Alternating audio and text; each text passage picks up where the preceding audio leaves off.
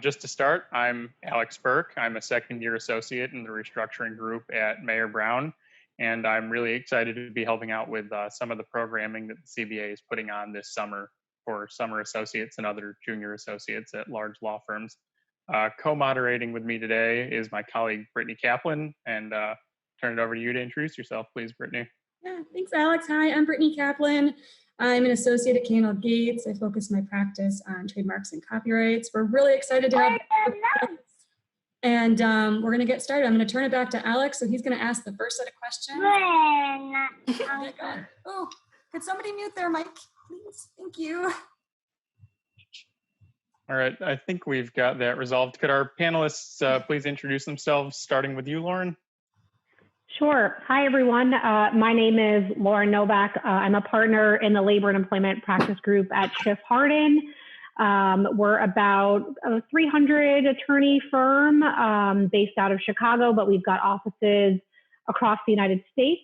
I am also a member of the Chicago Bar Association Board of Managers.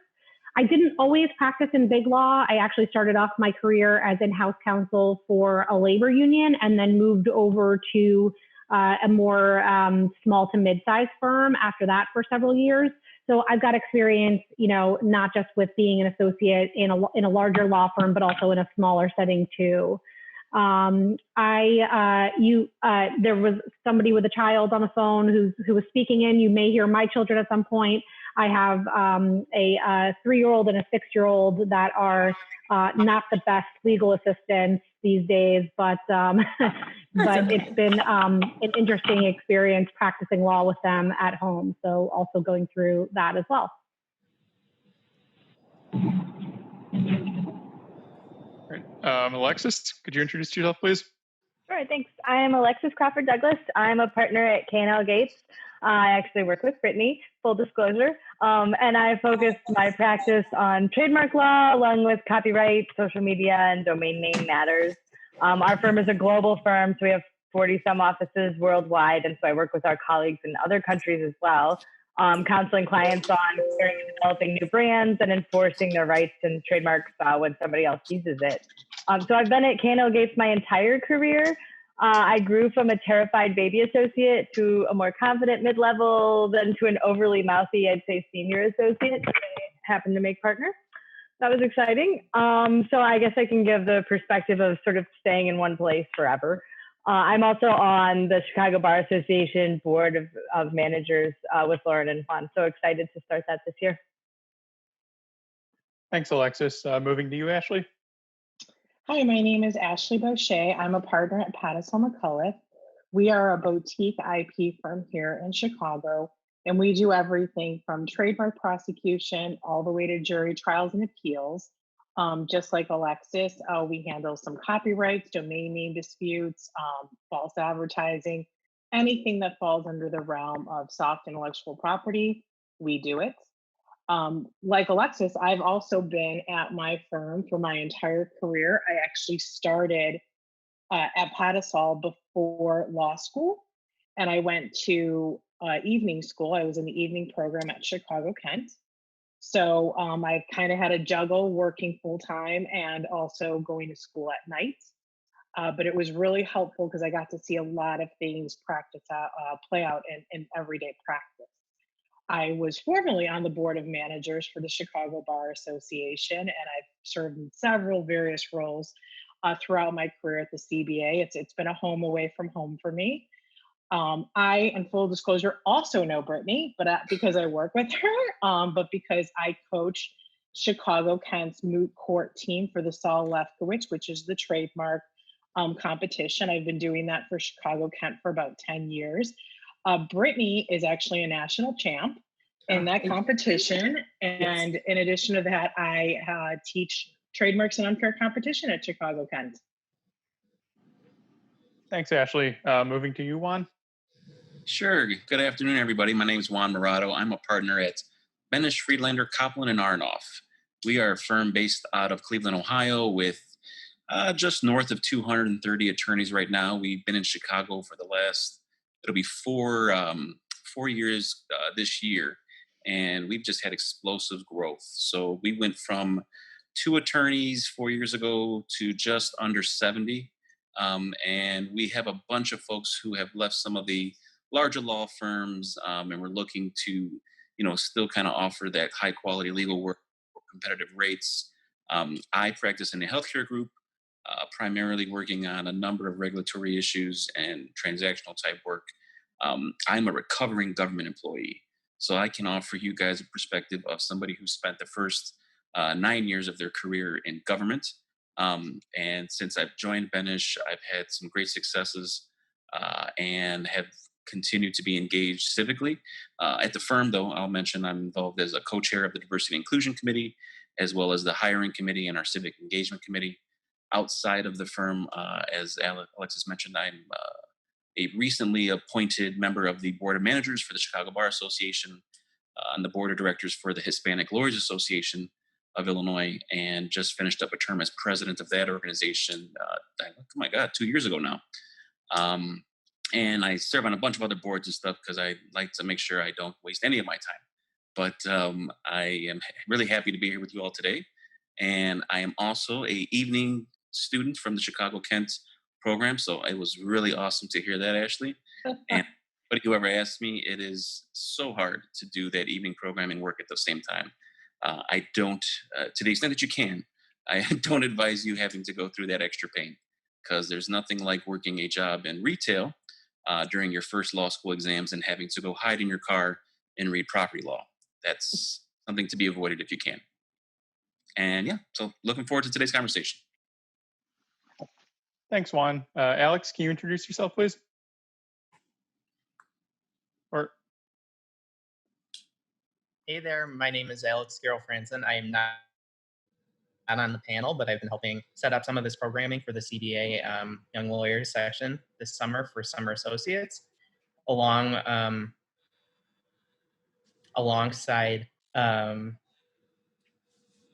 Lauren Novak. I work at Schiff Hardin. I'm an associate in the environmental group, and I was a summer associate there as well. So if anybody would like to hear my perspective as a summer and starting out and continuing as an associate, I'm happy to talk after the presentation. Feel free to reach out by email or phone call.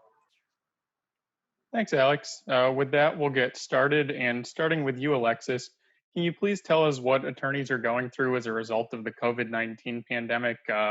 Maybe what your work environment has looked like since February and how your ability to interact with associates has changed?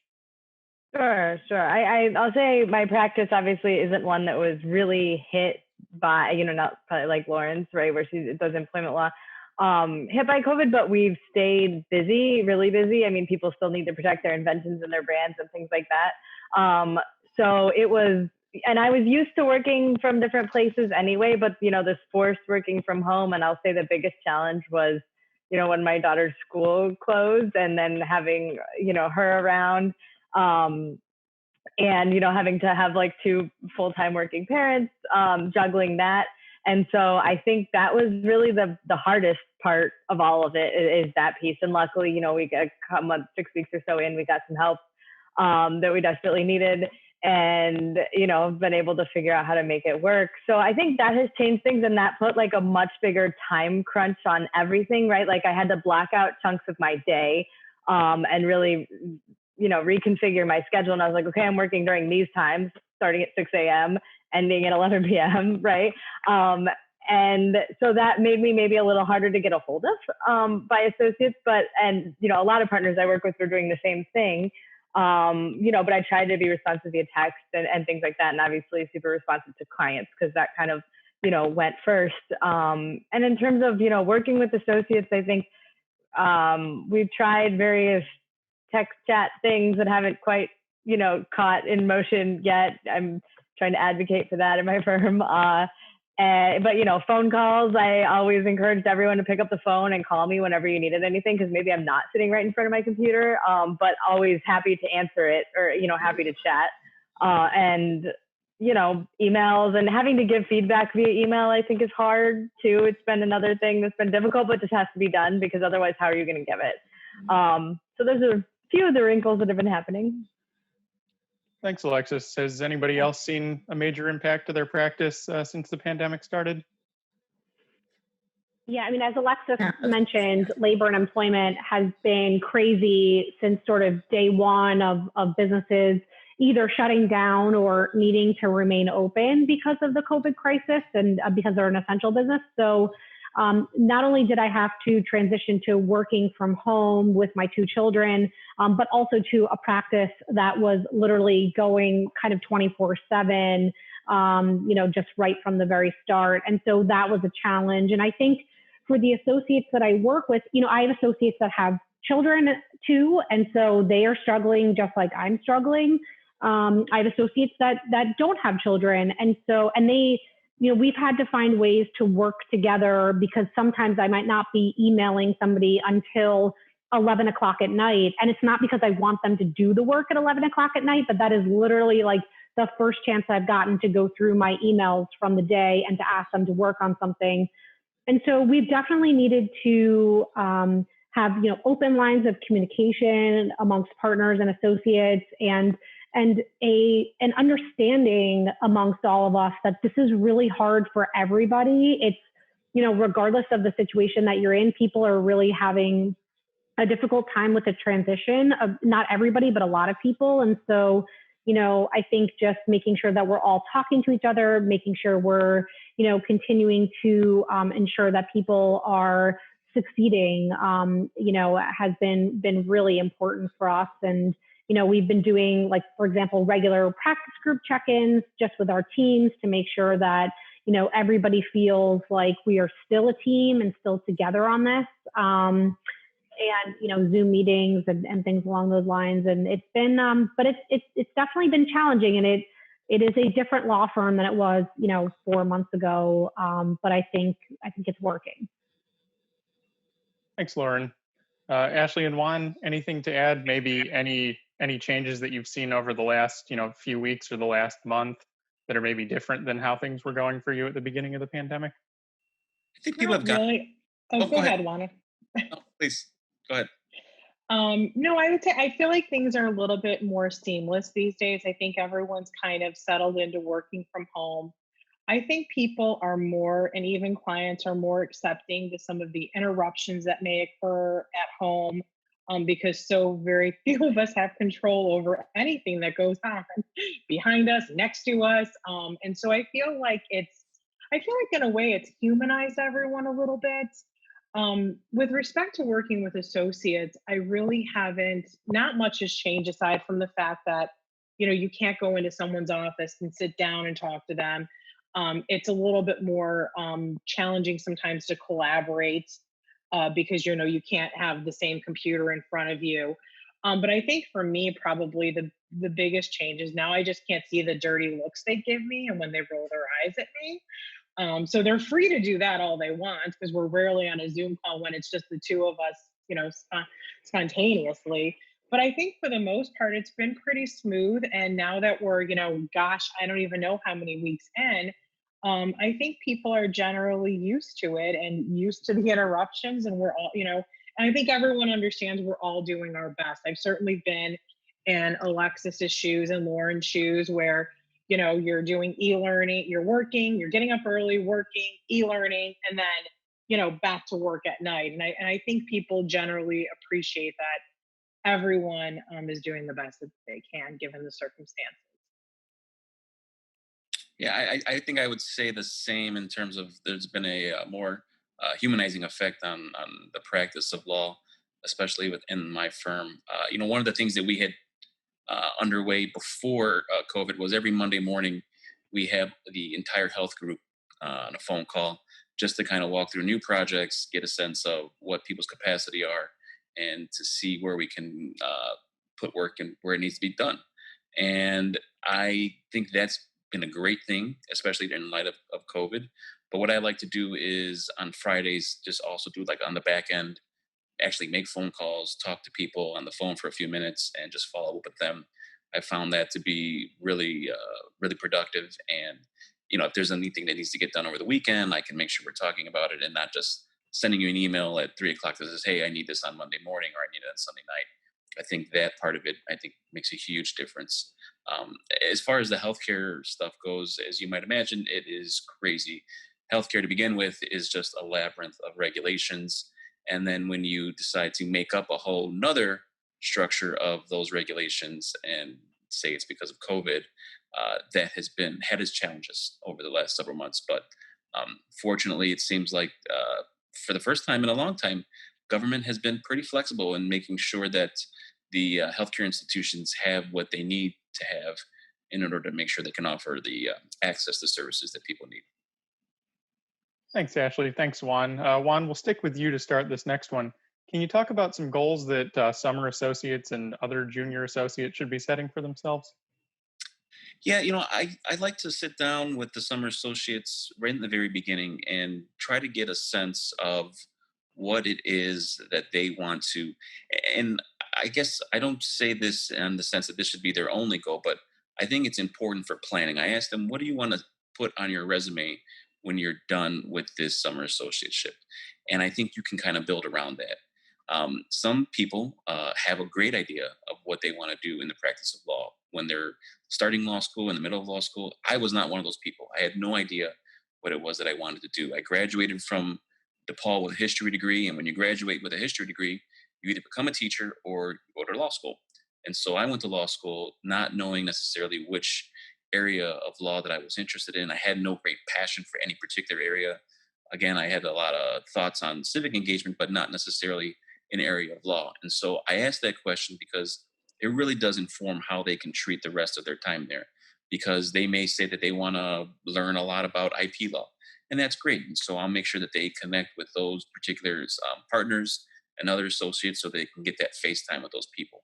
But at the same time, because you don't know what you don't know at that point, I really try to make sure that they say, you're interested in IP, but maybe you should talk to our labor and employment folks because it's going to be something completely different.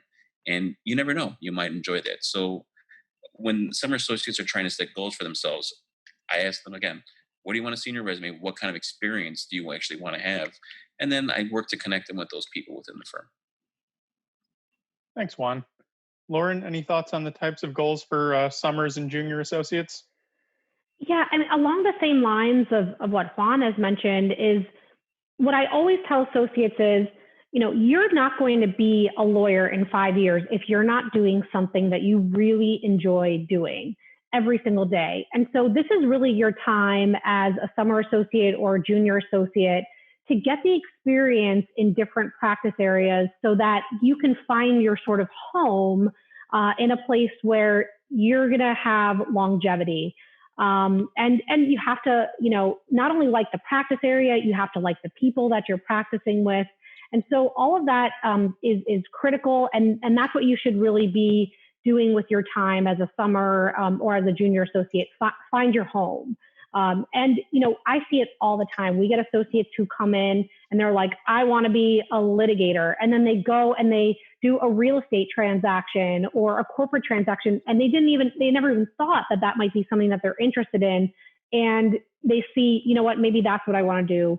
Or they find that there's these practices like labor and employment, for example, that combine both litigation and transactional work. And they discover that along the way. So use this as your opportunity to kind of shop around and find the people and the area that you think can make a sustainable career for you. That's great. Thanks, Lauren. Alexis, any thoughts? Sure. I think the focus of mine would really be, it's hard this year, right, as summer associates, but not really on relationships. Because I think really, especially when you're at a larger firm, getting to know people. So it's the same as what, Juan and Lauren said about trying different areas of law, getting to know the lawyers in different areas. Or if you're, in our case, we have dedicated IP summer associates, getting to know all the other patent attorneys, because that's how your work is going to, and as a junior associate as well, this is important, right? Because that's where your work comes from, right? So calling a partner up and asking if they have a half an hour to chat with you or 50 minutes or whatever, building those relationships right now is something that you could still do, right? You can still have phone calls, you can still have little WebEx meetings. And I think that's just so important for moving forward, right? You have to build, but you also have to be an integral member, of a team, and having the more people know you, the more work you can get. Thanks, Alexis. We'll move to you, Ashley, and stick with you to begin the next one. Thanks. So I just want to build on what Alexa said, that I think relationship building is key. Because at the end of the day, as a summer associate, the people that you build relationships are going to be the decision makers. And so if it's a firm that you really like, you want to have those relationships, because if a partner has a relationship with you, or your peers have relationships for you with you, they're going to feel connected with you, and they're going to want you to be part of their team. Also, I also think it's really important to work with a lot of people, because I tell our younger associates this, we're in a smaller boutique firm, and I tell them to work with as many people as possible and to watch how they practice, because you're going to find that there are many different, like, the lawyers handle situations differently. They have different writing styles, they have different litigation styles and strategies. And so the more people you work with, the better overall lawyer you will be, but you'll also be able to find your own style. And so, and I think that it's something that a lot of young lawyers don't think about, but watch how other lawyers practice, and figure out what you like and what you don't like, and start incorporating into your own practice, so that you, at the end of the day, become the lawyer that you want to be. Thanks, Ashley. Mhm. Sticking with you, can you tell us a little bit about how life changes between being a summer and a junior associate, and how current summer associates can prepare for life as a junior? Sure. So I think I guess to me, the big difference between a summer associate and a junior associate is that kind of the time. As a summer associate, you're limited in time, so you're there for 12 weeks, 16 weeks. So a lot of times your assignments might be discrete, one-off research, office action, and you don't really get the opportunity to see how that plays out, right? Because then you go back to school and the summer associateship is over. Whereas when you're a junior associate, you really get to be part of a team. The work doesn't necessarily change, but you can, if you're on like a litigation case, for instance, you're part of the team from start to finish, and you can actually see the outcome, and build upon the case strategy and the various projects you're working on. So while the assignments don't necessarily change, I think when you're a junior associate, you get a little bit more ownership in the projects that you're working on, because you can see them start to finish. Thanks, Ashley. Alexis, as someone who's been at the same firm for their whole career, what are your thoughts? Full disclosure, I did not actually do a summer at K&L Gates. I worked at a movie. Apologies. No, it's okay. I said it before, but I worked at a movie studio between my 12 and 3 year, because I was in law school during the Great Recession, which was awesome.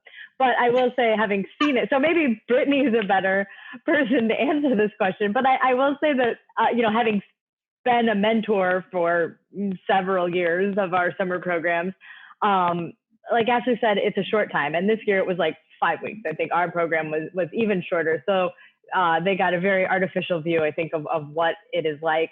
But I will say, even in a regular summer, there are a lot of lunches and social activities and things, which, we kind of continue after that. But, I think any firm is not as fun as a first year as it is as a summer.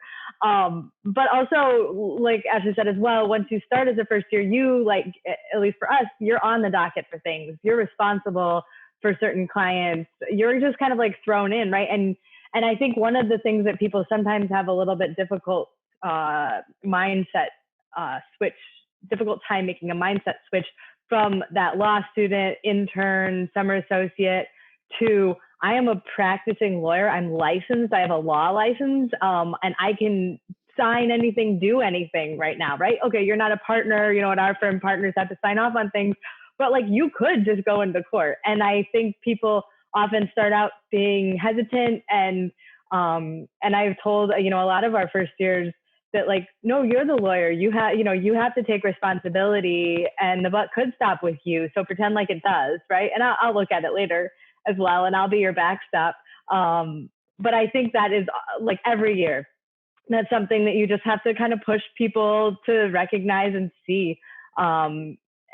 Taking that bar exam does something, but it's still a practice, right? And we're all learning, and every year we learn. But yeah, I think that would be my main takeaway difference. Thanks, Alexis. We'll move to you, Lauren. What kind of differences do you see between being a summer and a junior associate?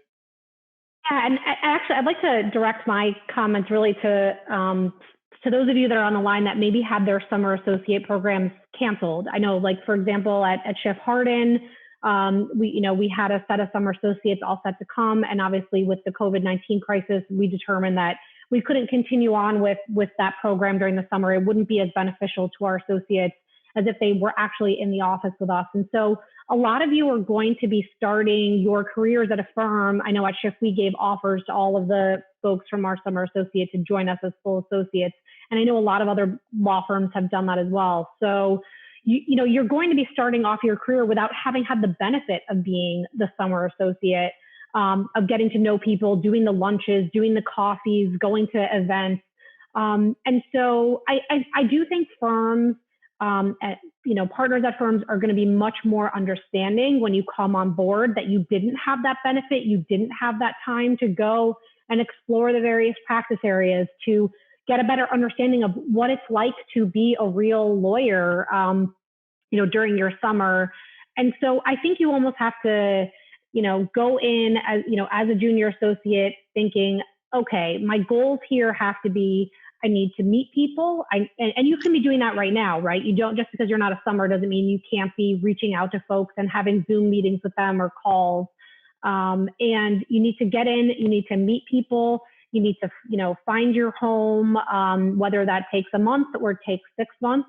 But and then at the same time, you have to demonstrate that, you have the skills, even though you didn't have a chance to be a summer associate, you have the skills, the attention to detail that we expect of junior associates. It is going to be a challenge, but I think it's going to be one that all of you are going to be able to tackle it really well.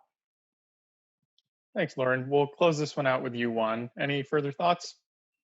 Yeah, I guess what I would say is the biggest difference is when you're a summer associate, there's still a certain amount of honeymoon phase, if you will. I mean, the law firm is trying to impress you. They're trying to recruit you still. They want you to stay with the firm, especially if you're doing good work. And so I think there's some of that changes once you become a junior associate because, quite frankly, you've signed up.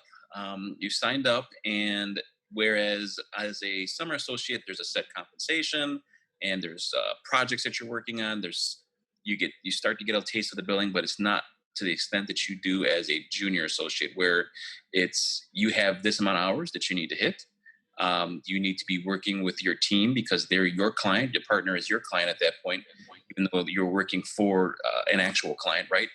And so learning that dynamic is going to be interesting, I think, for folks because they're not going to have the experience that Lauren was talking about. At Benish, we are in the same exact position where we had a summer associate class. The program didn't occur this year. We did make offers to all those folks. And so what we've been doing is we've been assigned as mentors to these different summer associates. We've been meeting with them, having these virtual calls, doing check-ins. But I mean, it's going to be tough. There's something that's missed by not actually being able to engage directly in the legal work. Is it something that I think is going to be detrimental? I don't think. I mean, it's always going to be a learning curve, even when you come in as a junior associate. But I think that folks are going to be much more empathetic to what the situation is as those people come in. But yeah, there's definitely a difference between being a summer and coming in as a junior. Thanks, Juan. I'll turn it over to you, Brittany, for the next few questions. Thanks, Alex. Okay, so next few questions we're going to talk about are kind of workflow expectations. I'm going to start with Lauren. So Lauren, let's talk about the types of assignments associates receive. How does that change over time? When they become more experienced, do you give them more trust? So I know it's kind of different for every firm, but generally, what's the expectation that associates, their kind of assignments they're receiving?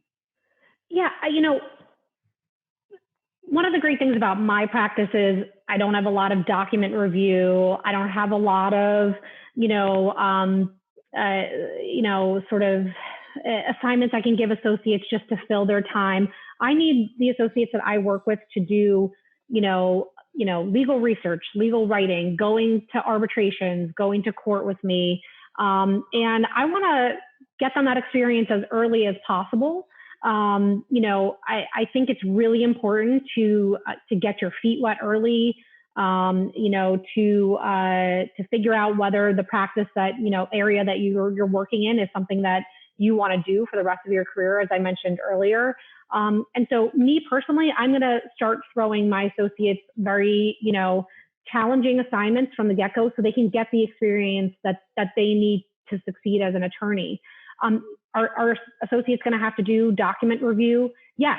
But you know what? I think the way to look at the document review is it's great for billable hours. You're going to hit your hours with document review. So good there. But also you learn a lot just learning about the litigation in the case that you're working on, watching the attorneys, talking to them, trying to figure out, what documents are important, flagging documents that are going to be key documents in a case. We had an associate, we just did a 5-day a Zoom trial in federal court in Florida. And we had an associate working with us on the case. He was sat in on the trial with us. He's a second-year associate. And he found documents while we were in trial for us that turned the litigation for us.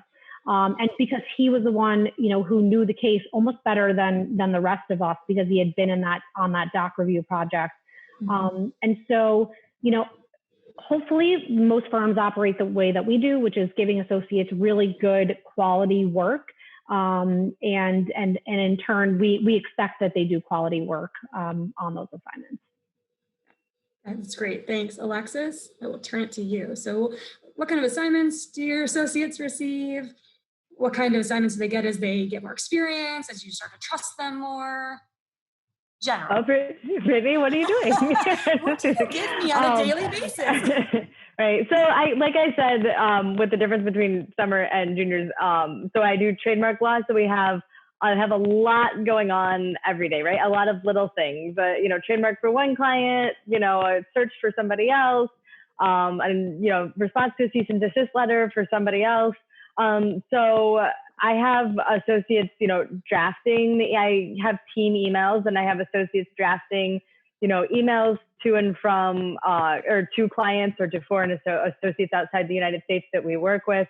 Eventually as those drafts become seamless and I'm like, yeah, that's exactly what I would have said, they'll be sending those, as well. And that's kind of how I learned and how I, stepped into things. And, again, same with Lauren, research and writing. And I will say one point on the doc review, which we really don't have a ton of, although Brittany did some for me in a case we have as well. I did some as a junior first year, I think I signed up for, and it was one of the best experiences because, I do some litigation here and there, kind of like Lauren, my practice is mixed between both. So I'm not just like on 20 cases at once or one big case. I usually have a lot of little things going on. But noticing those details or getting really into a project like that, I think can be really helpful as a junior because you do learn the ins and outs. So you do learn, how those things work. And then, eventually you move away from those kind of projects and you take on more responsibility. And I think one of the transition pieces that I'll mention is as a junior associate, this is something for everyone to just keep in mind for later, I think. You do the grunt work, you do kind of the little work that seems like, oh, this is annoying right now. But then you offer to do the next thing, right? What's the next step? What's if I said do some research for an office action or response or something, offer to draft it, or interrogatory responses, here, make the shell. Well, I think these might be, some of the answers to the extent, the partner says it's fine and there's room in the, billing for it. But, just kind of thinking ahead to the next thing that you can do, I think is always helpful, even, as a first year associate. That's great. That's great advice. Ashley, anything to add? Well, I just want to build on, I guess, I do a lot of litigation. I would say I'm at like a 70-30 split. So I have kind of a lot of the day-to-day stuff that Alexis does, and a lot of that I farm out. I don't want to do office action responses, trademark clearance. It's not that I don't want to do it. I just don't have the bandwidth to do it because I'm usually wrapped up in a large federal piece of litigation. And as someone who happens to love discovery, I think document review is like the greatest thing ever for all of the reasons Lauren, Alexis. So if you get put on a document review, don't think of it as a punishment or grunt work, because the documents you're looking at become the trial exhibits in a case. And the person who knows the most about the documents knows the most about a case. So I do a lot of managed document reviews. I do a lot of the algorithms and the predictive coding and the analytics. And there's actually nothing I love more, because I know that if I know the documents and I didn't rely on somebody else, I'm going to know the most about the case. And you need to know the most about the case for depth prep, for witness prep, for strategy. So don't, if you get doc review assignments, look at it as an opportunity to be the keeper of the case. I will say that, because we only practice in one area, our associates and summer associates get to do everything that we do. So you would do trademark clearance, trademark prosecution, copyright applications, day-to-day counseling with clients. As Alexis said, as you become more senior, you're just going to have more freedom, right? And the more that I trust you, the less I'm going to look at everything.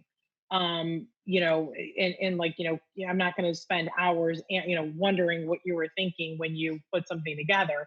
I'm going to trust your instincts and trust your research and let you run with it. So that just comes with time and comfort. And a lot of times, as our associates move from junior associates to senior associates, they might be the point person for a client.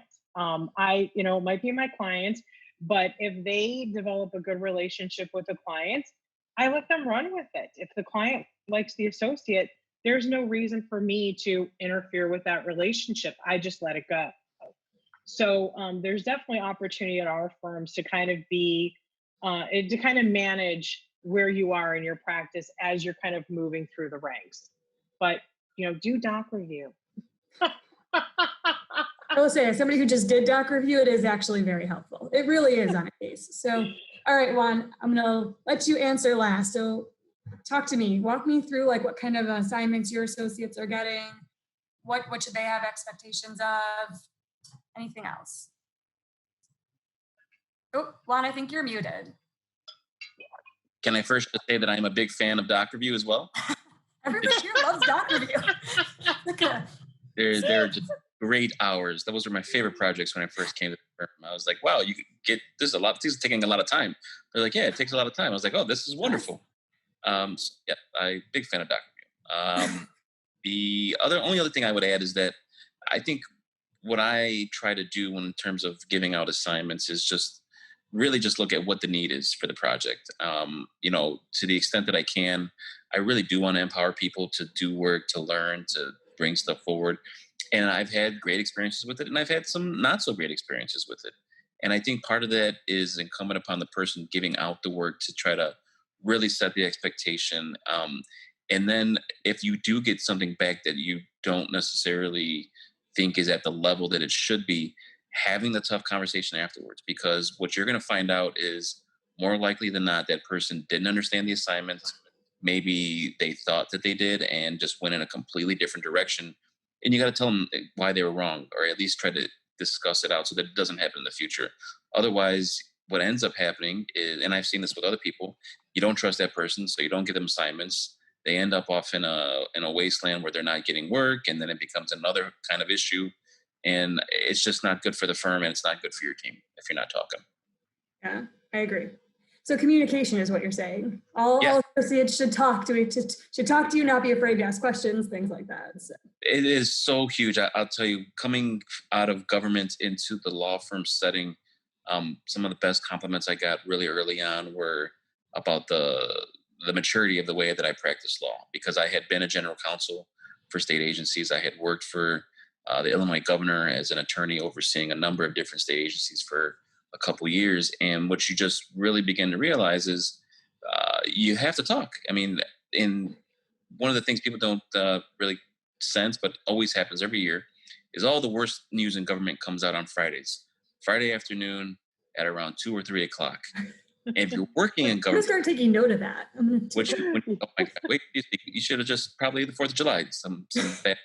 But what ends up happening if you're an employee in government is around 10 o'clock, 11 o'clock on a Friday afternoon, somebody brings a problem to you that's been stewing for weeks on end and say, hey, this thing's about to blow up, because they haven't communicated to you, they haven't tried to work the problem through, and then next thing you know, you spend your afternoon in the press office trying to figure out how we're going to tell the public about this very bad news on a 3 o'clock on a Friday. It's the same principle, I think, in law firms that we can totally avoid by just having that constant communication throughout.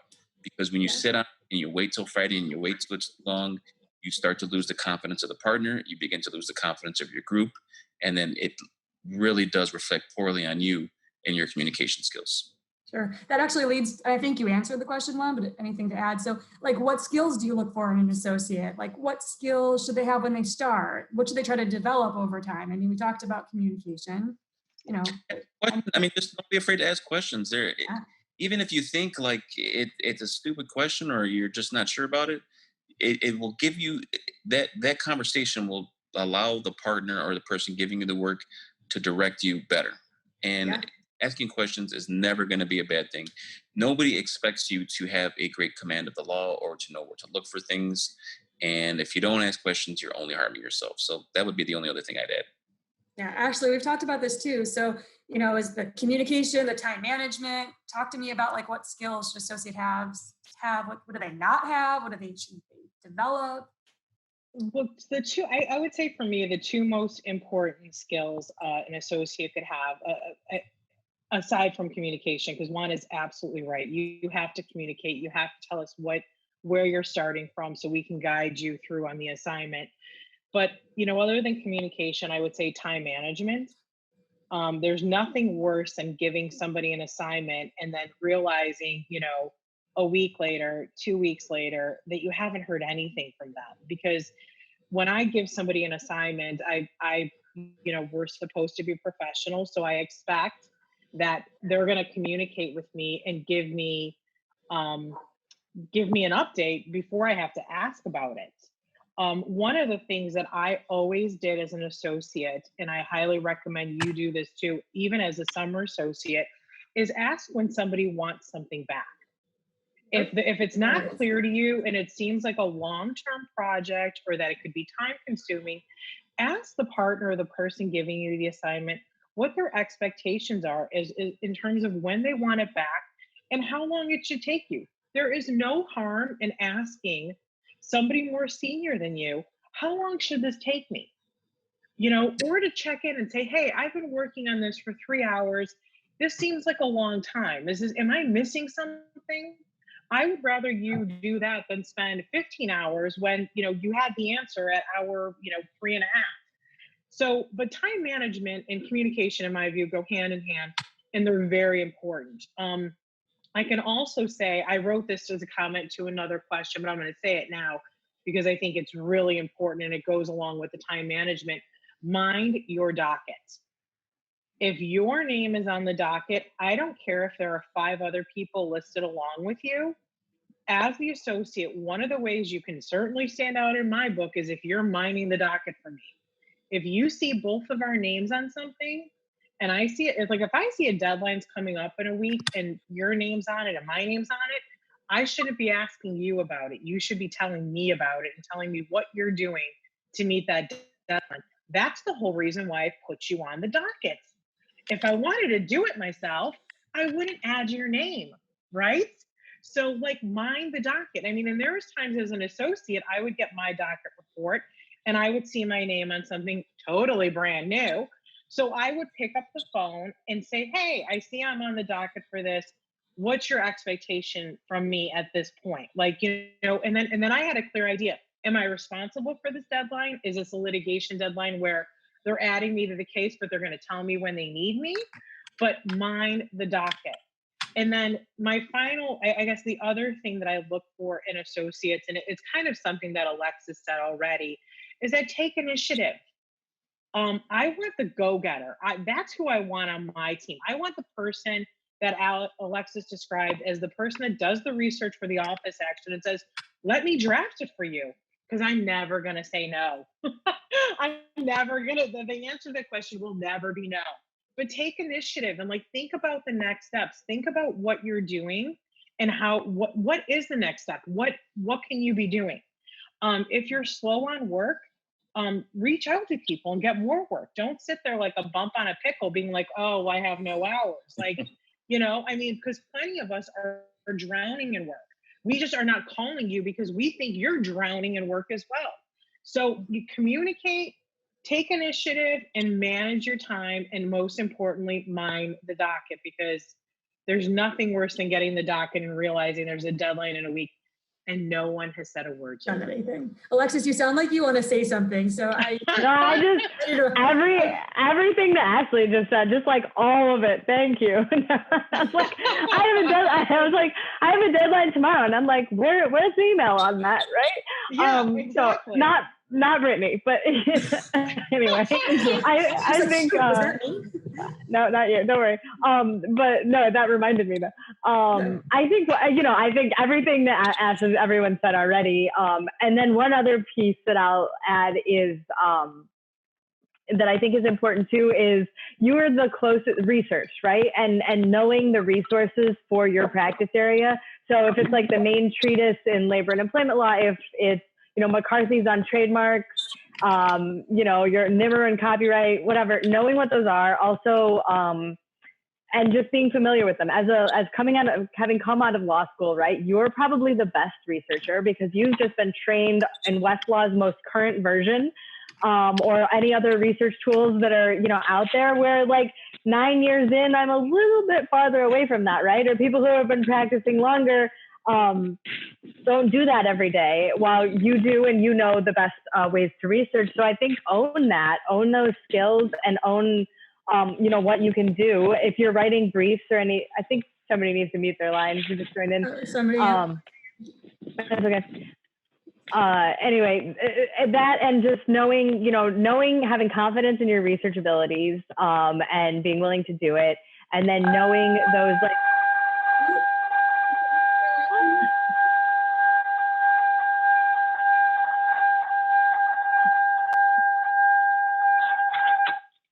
Oh, there we go. Oh, okay.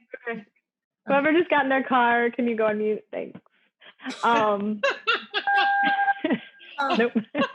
There we go. All right. There we go. Okay, cool. Anyway, the research pieces, right? Like for example, in the trademark practice, there is, we have the trademark manual of examining procedure at the trademark office. So a lot of the questions, like Juan said, feel free to ask questions. Please ask partners questions. But if you think maybe you could look it up first, is this possible? Can I do this? I don't know. You go look it up really quickly and see if you can find it. And if you can't, then let me know, and I'm happy to answer. Or I'm happy to tell you, oh, it's in this section, go look that up. But I think taking that little step and owning the research is key. Thanks. Yeah, I agree with you, Alexis. I agree with everything everyone said. So Lauren, is there anything else to add, like skills you're looking for in associates? I think it's also important that, all of you run your practices differently, right? So sometimes us as associates get nervous because we're like, well, I don't know if you want me to write that email, but I'll write it and we'll see how it goes. So anything else, like skills, like that you can think of? Yeah, so I will say two things. One is get the easy stuff right. For example, like get your time in on time. Don't miss the deadlines. Don't be on the radar for something as simple as that. Check your documents for typos. I actually am awful at correcting my own documents, and I know it. So you know what? I use my assistant. I have her check a document. Use another associate. Just ask them, hey, you know what? Do you mind reading something for me and just seeing if I've got any typos in it? Those are the very easy things that you can do, because if you make a mistake in the law, I don't expect you to be an expert, and I can work with you on correcting that. That's something easy. But if you're giving me a document that has lots of typos, formatting errors, things of that nature, it starts you off on the wrong foot. And I can't tell you, I sit on our firm's recruiting committee. I can't tell you how many times when we're talking about giving offers to summer associates, like what's the number one issue that I hear during those meetings? It's so-and-so gave me a document and there was typos in it, there was errors in it. And those are the easy things to fix. And then the other thing is just being adaptable. Brittany, as you were mentioning, we all have different styles. And so figuring out, how does this partner operate? And you learn that by asking questions. and trying to, and maybe you're not asking questions of the partner, but talk to the other associates, talk to the senior associate who's worked with that person for a number of years, just to get a sense, so I'm a partner where I like when associates are doing research for me and it's for a letter to the client. Send me the research in a way that I can take it, I can copy and paste it, and I can put it right into the letter to the client, so I don't need to rework it and rewrite it. And that's something that, the associates that work with me could tell you in 2 minutes about the way that I practice. I'm not an attorney who likes to correct people's grammar or make it sound like the way that I wrote it. I'm fine with the way you wrote it as long as it's right. And so I think it's just, learning the different partners and different senior associates that you're going to be working with, learning their style and being adaptable to, working with different personalities. I think that's been a key for my career, is just being able to work with kind of anybody that got thrown my way, whether they're the difficult partner or the easy partner. And I think that will give you longevity at the firm that you're at. Alex, I think we're running out of time. That went really fast. There was so much good information. It was really fun to have all of you and all of your different opinions. I think I'm just going to fire the last question and we'll do it real quick. So Ashley, I'll start with you. So if you could go back and tell yourself one thing when you were an associate, what would you tell yourself really quick? I'm going to have all of you. I would tell myself it only gets better. Each day I learned more. I had more exposure to things, more expertise, and I had no idea how much fun it was going to end up being. I know when you're a young associate, you're in the thick of it, you're billing hours, you're responsible, and you have to respond to all these people. But when you get to our level, I really love what I do. And I enjoy it day in and day out. We joke around about the fact that if I won the lottery, I would still work. I love it too much. It's part of who I am. And I have a motto for success that I want to share with you all. And that's, to be successful, you have to work really hard, but you also need a little bit of luck. But in my experience, that if you work really hard, you don't have to worry about the luck, because someone else is going to bring it to you because you're working so hard. So it only gets better. That's awesome. Thanks, Ashley. Juan, any last thoughts? If you were a first-year associate, what would you tell yourself? I would tell yourself to buckle in, because listen, this is a amazing profession that we have the honor of being in. It has a lot of great benefits financially, but that comes with a certain offset, and that's your time.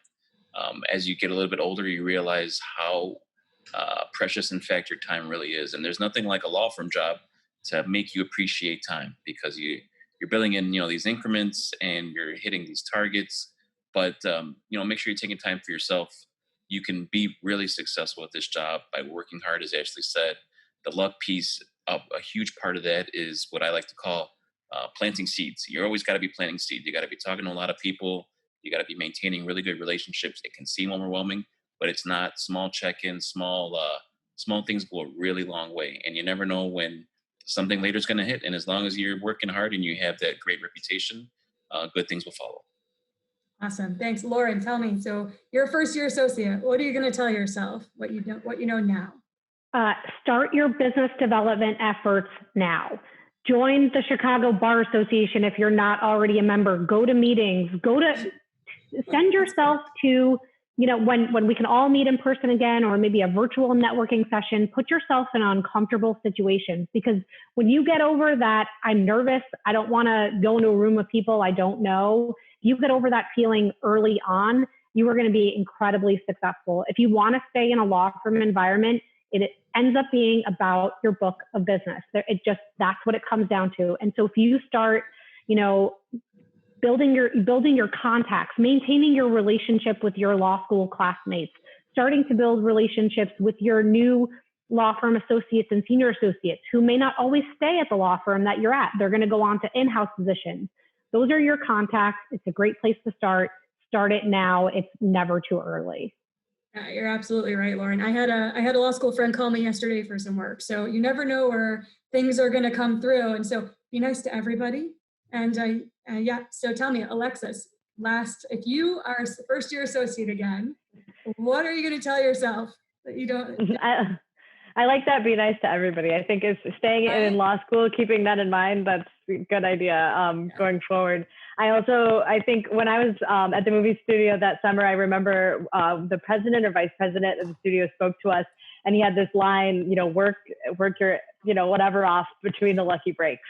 And I think that was something that really stuck with me, because it's like day to day, you're like, what's the next thing that's going to come? What's the next thing that's going to come? I don't know, but just keep working and keep learning and keep saying yes to everything, and I think I was worried, as a first year, that I just couldn't see what was at the end, but it's like, just keep doing what you're doing, right? Most of you, like, if you're eager and you're into it and you're energetic, and you just want to learn and you're curious about what you're doing, I think that's certainly going to pay off. I've had a lot of opportunities over the years that I never would have guessed would come my way. I mean, even being part of the board of managers, right? It is an amazing honor. And I don't know that as a second year, when I was asked to chair the creative arts committee, I ever would have seen that, but you just keep doing it and you keep staying involved and you keep, helping people out and being that connector. And I think it'll pay off. Hopefully, maybe it will. I'm still, still in process. That was awesome. But that was awesome. Thank you so much for your time. Alex, I'll turn it back to you. I know we're at 1 o'clock. I don't want to keep everybody, but if there are a couple questions, feel free to put them in the chat, unmute yourselves, unmute your videos. Alex, any last words? Anything else? Thanks to Brittany. We'd really appreciate it if any of you had questions. Our panelists were great, and I know they would have great insights for whatever you're thinking. We could leave it there too. All right, hearing none, Lauren, Ashley, Juan, Alexis, is there anything else you want to leave our attendees with? Good luck, everybody. We look forward to seeing you on the other side. And I just want to say to the rest of my panelists, it was great serving with you today. Great to see you all. Thank you, Brittany and Alex, for including all of us. It was a great opportunity. This was a lot of fun. Thank you all. I agree. It was great. Thank you. Yep. Thanks, everybody. And feel free to reach out to me, by email if you're not comfortable asking a question in the chat. I'm always happy to answer emails from anybody. I'm sure the other panelists feel the same way as well. Exactly. Thank you. That's a wrap. Thank you so much, everybody.